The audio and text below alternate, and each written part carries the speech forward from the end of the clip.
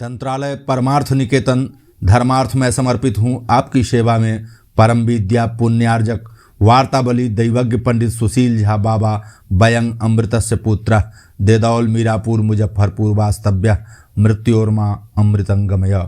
मित्रों, आज का विषय है एक चरम लक्ष्य है मृत्यु। मृत्यु ही सबका लक्ष्य है, वह जीवन का लक्ष्य है, सौंदर्य का लक्ष्य है, ऐश्वर्य का लक्ष्य है, शक्ति का लक्ष्य है और तो और धर्म का भी लक्ष्य है। साधु और पापी दोनों मरते हैं, राजा और भिक्षुक दोनों मरते हैं, सभी मृत्यु को प्राप्त होते हैं। फिर भी जीवन के प्रति यह प्रबल आसक्ति विद्यमान है।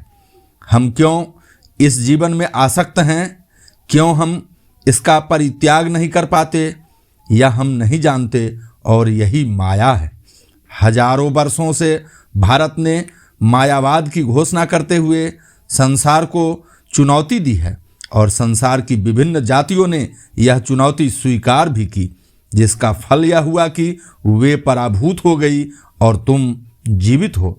भारत की घोषणा यह है कि संसार भ्रम है, इंद्रजाल है, माया है, अर्थात चाहे तुम मिट्टी से एक एक दाना बीन कर भोजन करो या तुम्हारे लिए सोने की थाली में भोजन परोसा जाए, चाहे तुम महलों में रहो, चाहे कोई महाशक्तिशाली महाराजाधिराज हो अथवा द्वार द्वार का भिक्षुक, किंतु परिणाम सभी का एक है और वह है मृत्यु।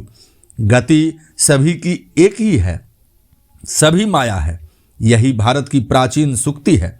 बारंबार भिन्न भिन्न जातियां सिर उठाती और इसका संगठन करने की चेष्टा करती हैं।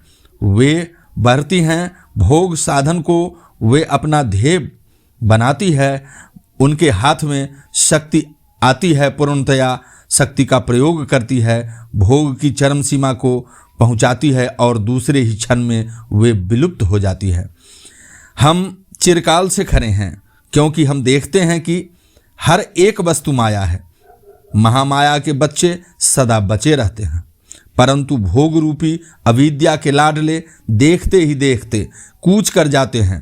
मृत्यु ही जब हमारे जीवन का लक्ष्य है तो चाहिए कि लक्ष्य तक सही मार्ग से पहुंचा जाए। माँ और मातृभूमि को मेरा कोटि कोटि नमन। सौभाग्यं जीवनं धनं।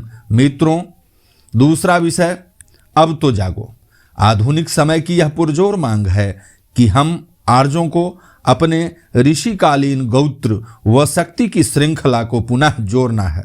इस वर्तमान निराशा व असहाय मानवता के लिए तंत्र विद्या का उपयोग करना परम आवश्यक ही नहीं बल्कि अनिवार्य भी है, क्योंकि इसी विद्या द्वारा हम लोग अपने जीवन को ऋषि तुल्य सशक्त श्रेष्ठता व दिव्यता प्रदान कर सकते हैं।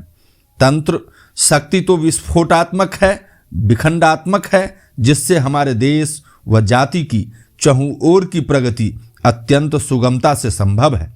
यह विद्या तो हमारी रक्त शिराओं में हमारे दिव्य ऋषि मुनियों द्वारा स्वतः ही प्रवाहित है, लेकिन सुषुप्त अवस्था में है, अतः इसका जागरण अतिशीघ्र ही आवश्यक है। तभी मानवता का वृक्ष संपूर्ण विश्व में ठोस जड़ें पकड़ सकेगा, तभी हम मनुष्य होने का गौरव प्राप्त कर सकेंगे।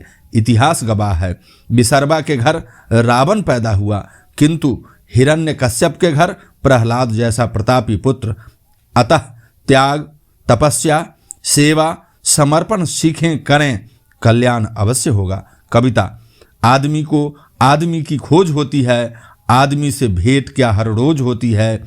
इस ग्राम शहर में जो भीड़ होती है, आदमी नहीं आदमी की तस्वीर होती है। आदमी पहचान अपना खो चुका है, आत्मा की ओर से वो सो चुका है। सत्य को ही डांटता है जोर से, क्योंकि आत्मा की ओर से वो मर चुका है। शुभं करोति कल्याणम।